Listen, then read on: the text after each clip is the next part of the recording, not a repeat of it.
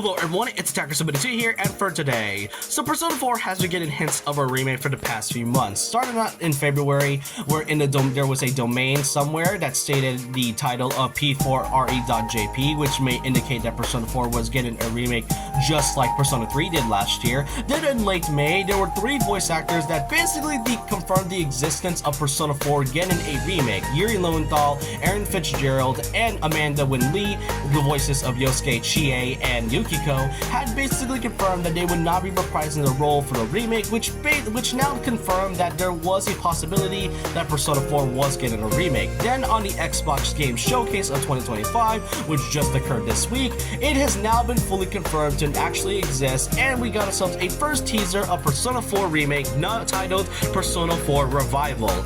And it's already getting controversy. You might be wondering how it's even possible. I'll get into that in a second. Now, one thing I want to mention is that I am a bit mixed on Persona 4 getting a remake, given the fact that there is a now more accessible way of playing the Persona 4 game, whether it's the original or Golden. And really, you also play Golden because that's pretty cool, because it's a really amazing game in my opinion.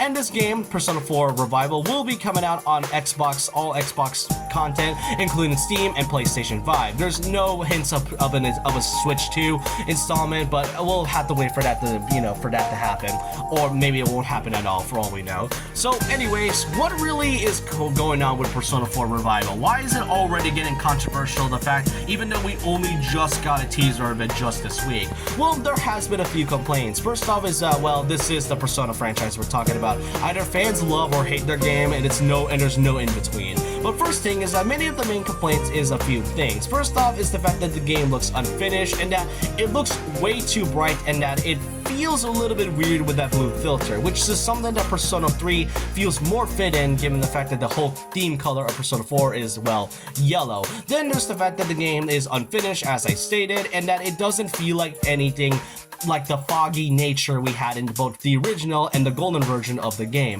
And I get it, given the fact that the whole foggy theme has been a huge prevalent part of the entirety of Persona 4 and its golden variation.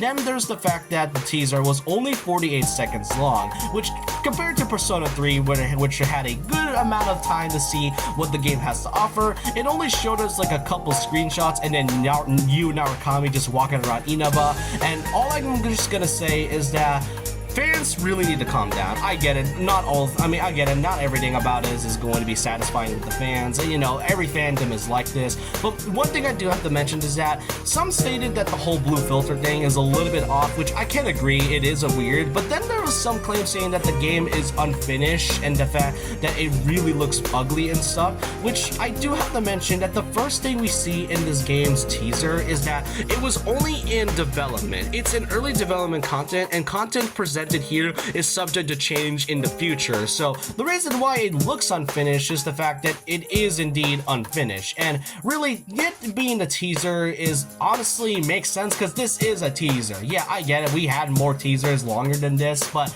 I don't really think we could blame Atlus for this one, and that's really because given how Atlus has so many bad history of leaks within the past few years and such, even before the 2020s, they have gotten so many leaks in the past to the point where most of their games aren't really surprising in the slightest. Even Persona 3 Reload got leaked a while ago, like a few years before its reveal. So really, I don't think you can blame Atlus for this. I don't really think they planned for this game to be revealed at Xbox at all, likely because of what's been happening with this game. And really, I don't think anyone was expecting Yuri Lowenthal to just suddenly confirm the existence of Persona 4 Remake at all, so you can't really blame Atlus for this at all. And really, and some of them have some complaints, or even many complaints about Persona 4 getting a remake. All I can say is that we just gotta give Atlus some time to cook with this game. We may not know when this game is coming out, likely in probably 2026. That's a more feasible time for that game to come out. And if you all really don't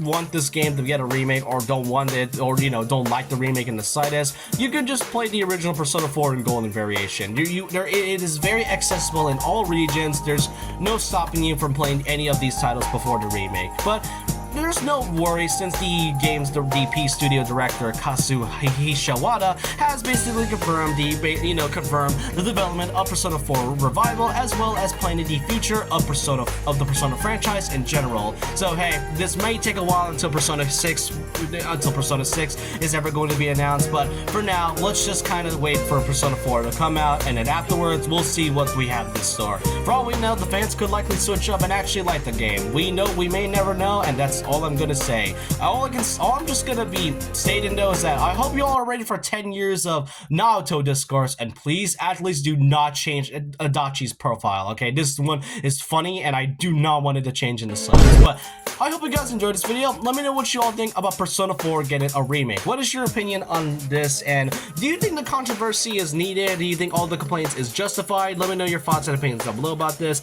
And so with that, leave a like, comment, subscribe, hit the notification bell for more videos, follow my Twitter, and I'll see you guys next time. And remember this, once a legend, always a legend.